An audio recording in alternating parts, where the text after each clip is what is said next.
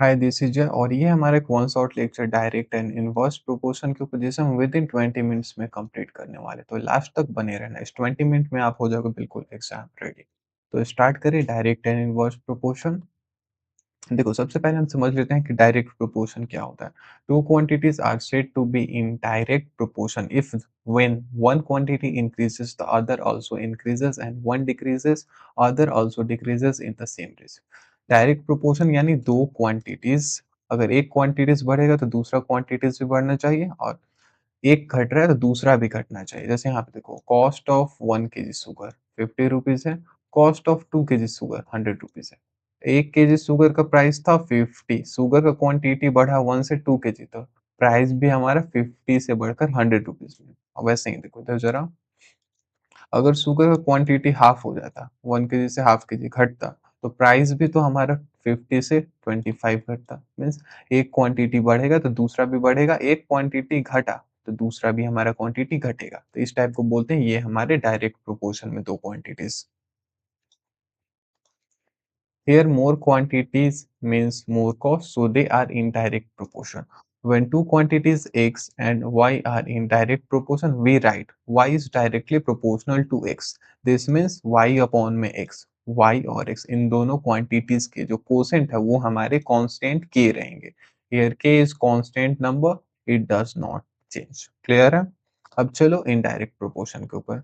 Two quantities are said to be in direct proportion if an increase in one quantity causes a decrease in the other in the same ratio and vice versa। Inverse proportion या फिर indirect proportion में हमारे एक quantities बढ़ता है तो दूसरा घटता है, एक बढ़ेगा तो दूसरा घटेगा, एक घटेगा तो दूसरा बढ़ेगा। अपोजिट होता है यहाँ पे। जैसे एग्जांपल है, if 4 worker can do a job in 6 day, 4 worker 6 day में जॉब करते हैं तो 8 वर्कर 3 डेज में करेंगे। यहाँ पे देखो, यहाँ पे हमारे पास 4 वर्कर थे तो 6 डे में हो रहे थे। अब वर्कर की संख्या बढ़ गई, 4 से बढ़कर वर्कर 8 हो गए। ठीक है, तो यहाँ पे जो नंबर ऑफ डेज है 6 से घट करके 3 हो गए। अगर एक क्वांटिटी हमारा बढ़ रहा है तो दूसरा क्वांटिटी हमारा घट रहा है, तो ऐसे रिलेशन को हम बोलते हैं कि इनवर्स रिलेशन है दो क्वांटिटीज के बीच में। क्लियर है?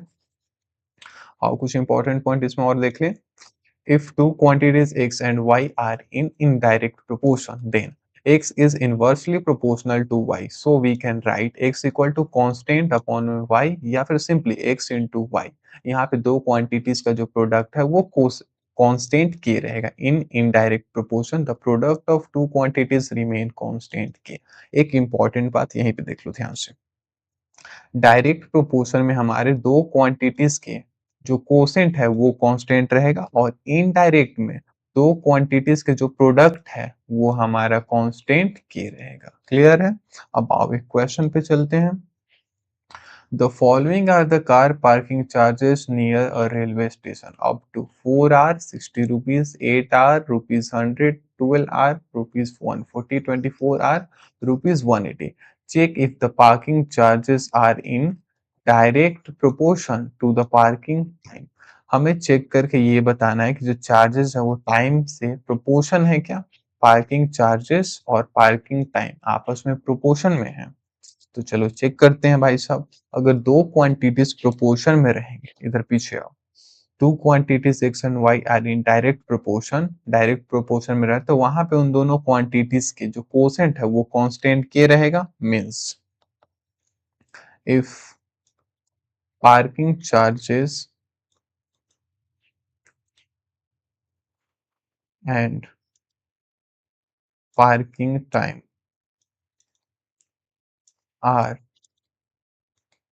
इन डायरेक्ट प्रोपोर्शन, अगर पार्किंग चार्जेस और पार्किंग टाइम डायरेक्ट प्रोपोर्शन में होंगे तो क्या होंगे भैया, पार्किंग चार्ज अपॉन में पार्किंग टाइम एक कांस्टेंट की होगा। यानी इनके जो कोसेंट है चार्ज और टाइम के, ये कांस्टेंट की होगा जो कि फिक्स रहेगा, चेंज नहीं होगा। अब इस के को हम दो तरीके से फाइंड करते हैं, देखो जरा कैसे। एक तो है हमारा यहाँ पे ये रेशनल नंबर में इनमें कन्वर्ट कर देना, मेथड वन।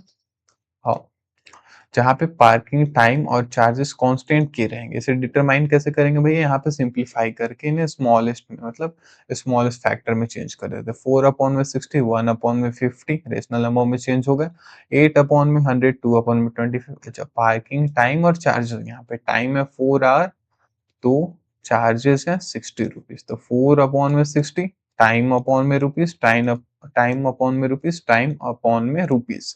इनके जो रेशनल नंबर होने चाहिए, यानी स्मॉलेस्ट जो फ्रैक्शन होने चाहिए वो आपस में इक्वल होने चाहिए, पर यहाँ पे 1 अपॉन में 15 है, यहाँ पे 2 अपॉन में 25 है, यहाँ पे 3 अपॉन में 35, 2 अपॉन में 15। हमें क्लियरली दिख रहा है कि ये डायरेक्ट प्रोपोर्शन में नहीं है, यानी इन सभी के जो डेसिमल पॉइंट आएंगे वो इक्वल नहीं है, इसलिए डायरेक्ट प्रोपोर्शन में नहीं है, एक कांस्टेंट के नहीं है इनमें। मेथड 2 क्या है, क्रॉस मल्टीप्लिकेशन में। इसमें क्या होता है, अगर दो रेशियो आपस में प्रोपोर्शन रहते थे, इनके जो क्रॉस प्रोडक्ट होते हैं 4 इंटू 100 और 8 इंटू 60, ये आपस में इक्वल होने चाहिए, पर ये इक्वल नहीं है, इधर 400 इधर 480 है। Therefore parking time and parking charges are not in a direct proportion. Direct proportion में होते तो cross multiplication cross product equal होता, या फिर सिंपली पार्किंग टाइम और चार्जेस एक के रहता। चलो इसी के साथ क्वेश्चन नंबर 2 पे देख लिया जाए। A mixture of a paint is prepared by mixing 1 part of a red pigment and 8 part of the base. In the following table, find the part of the base that needed to be added. तो देखो यहाँ पे part of red pigment और base part है ना, तो ये हमारे आपस में प्रोपोर्शन में है। part of red pigment and part of base are in direct proportion. Direct proportion में है मीन्स यहाँ पे कांस्टेंट के होगा इन दोनों के कोसेंट के, यानी pigment part of pigment upon में पार्ट ऑफ बेस हमारा एक कांस्टेंट के रहेगा। क्या रहेगा कि 1 अपॉन में 8 रहेगा भैया। क्लियर है, तो चलो नेक्स्ट इधर फाइंड करते हैं। अगर 1 रेड पिगमेंट ले रहे हैं तो हमें 8 बेस पार्ट लेना होगा। अगर 2 पिगमेंट ले 2 रेड पिगमेंट तो बेस पार्ट 2 के साथ मल्टीप्लाई होगा, यानी 16। 4 है तो क्या होगा 32। कैसे कर रहा हूँ इधर नेक्स्ट वाले स्लाइड में देखो।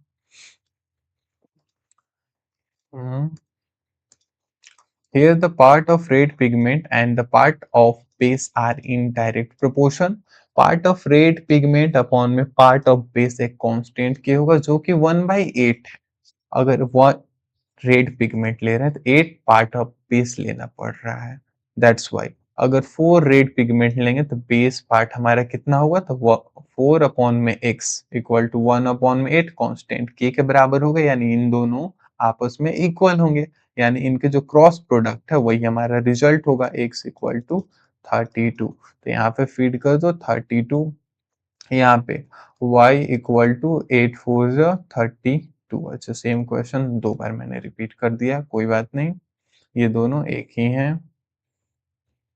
यहाँ पे अगर 12 पार्ट ले तो 7 पार्ट ले तो कितना होगा, तो यहाँ पे होगा 7 अपॉन में x इक्वल टू 1/8, 7 अपॉन में x equal to 1/8 constant k के बराबर, x हो जाएगा हमारा 56। तो यहाँ पे रख लो 56। क्लियर है।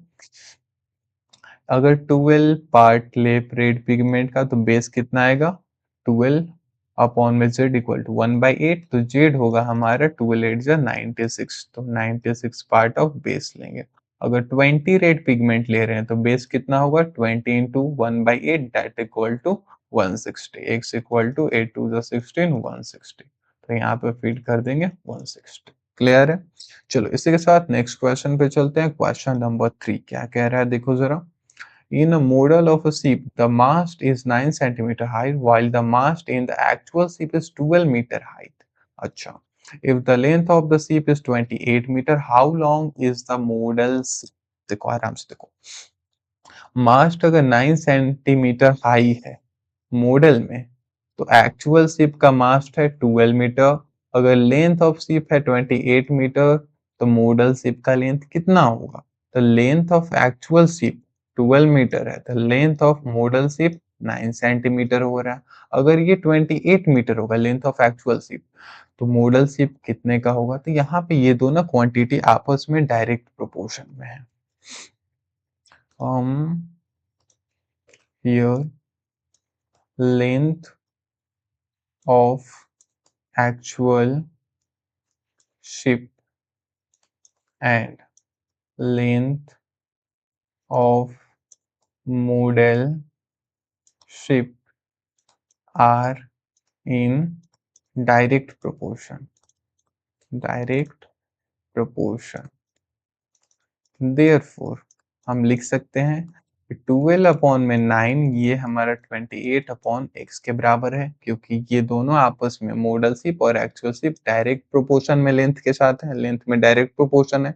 तो 12x इक्वल टू 9 इंटू 28 या x इक्वल टू 28 इंटू का 9, इधर 12x के साथ रहता है, इधर आएगा तो नीचे में चला जाएगा।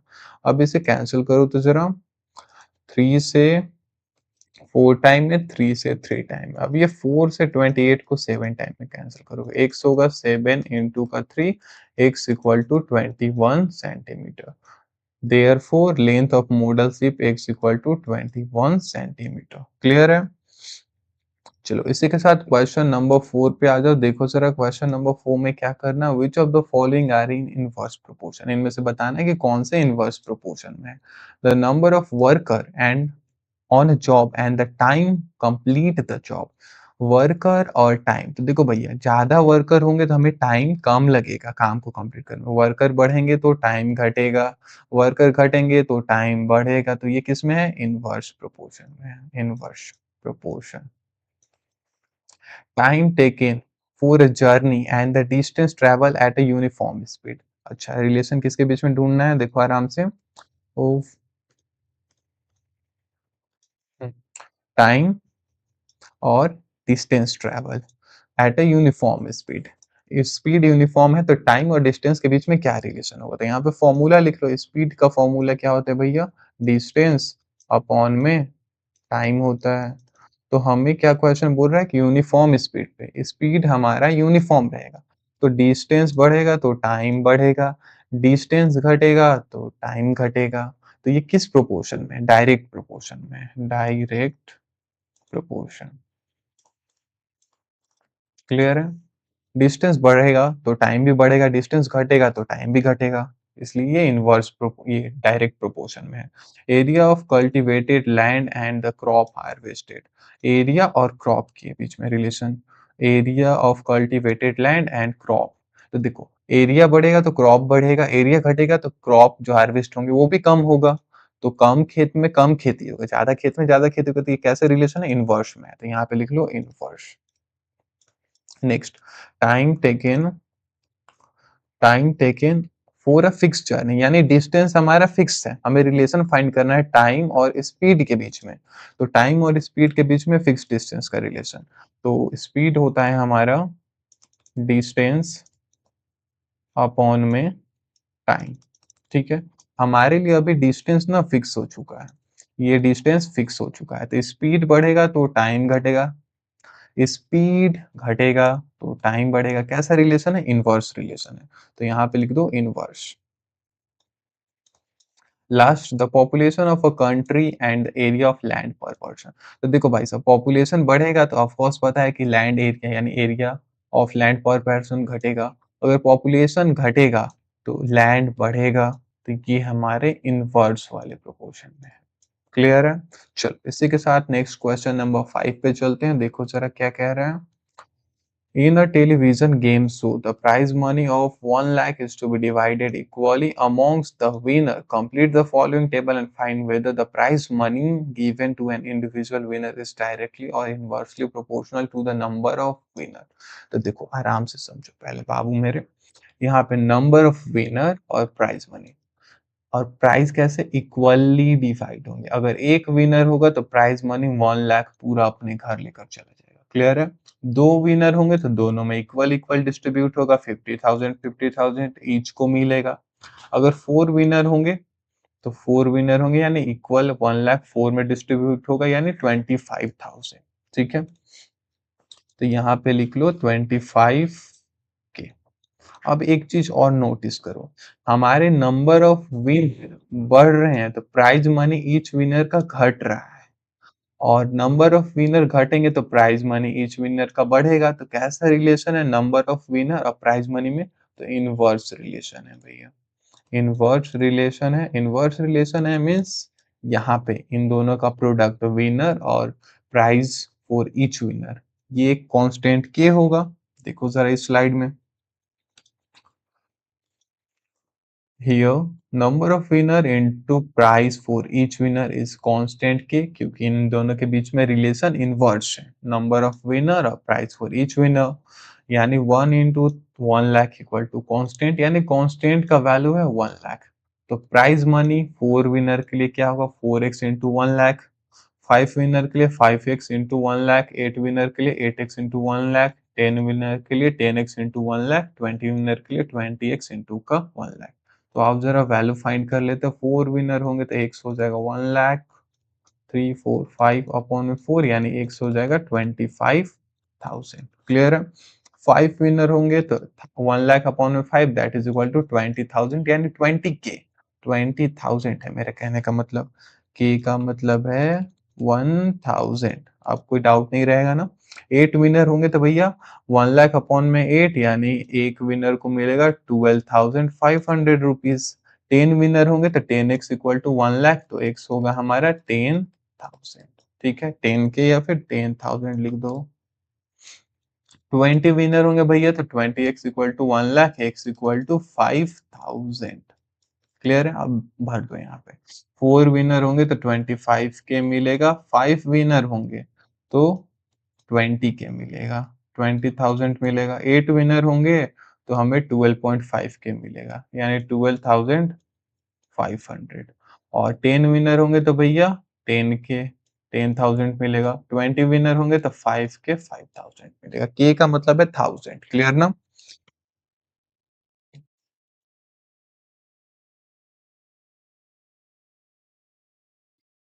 और इसी के साथ हम आ चुके हैं अपने आज के लास्ट क्वेश्चन नंबर 6 पे। देखो क्या कहता है। A farmer has enough food to feed 20 animals in his cattle for 6 days. How long would the food last if there were 10 more animal in his cattle? 20 animals थे तो 6 day तक feed कर सकता था। अगर 10 एनिमल और बढ़ गए यानी 20 से 30 एनिमल हो गए तो कितने दिनों तक फीड करे? अब देखो सबसे पहले तुम ये सोच कर बताओ कि क्या ये डायरेक्ट प्रोपोर्शन में है या फिर इनडायरेक्ट प्रोपोर्शन में एनिमल और नंबर ऑफ डेज जहां तक उसे फीड कर सकता है। सोचो जरा। ऐसे सोचो कि तुम्हारे टिफिन में 5 पूड़ियाँ हैं या फिर 5 पराठे हैं, तो तुम अगर अकेला खाओगे तो पाँचों खा लोगे, ठीक है? अगर कोई तुम्हारा दोस्त तुम्हारे साथ खाने आया, एक आया तो डिस्ट्रीब्यूट करोगे, 2.5 पूड़ी वो खाएगा, 2.5 पूड़ियाँ तुम खाओगे। तो जैसे ही 2 लोग हुए, लोग बढ़े, तो फूड का क्वांटिटी खत्म हुआ क्योंकि लिमिटेड स्टॉक में फूड था, तो वैसे ही जरा इधर देखो। 20 एनिमल थे तो 6 डे तक फीड कर सकते थे। 30 एनिमल हुए तो कितने दिन तक फीड कर सकते हैं? तो कुछ दिन कम हुआ होगा।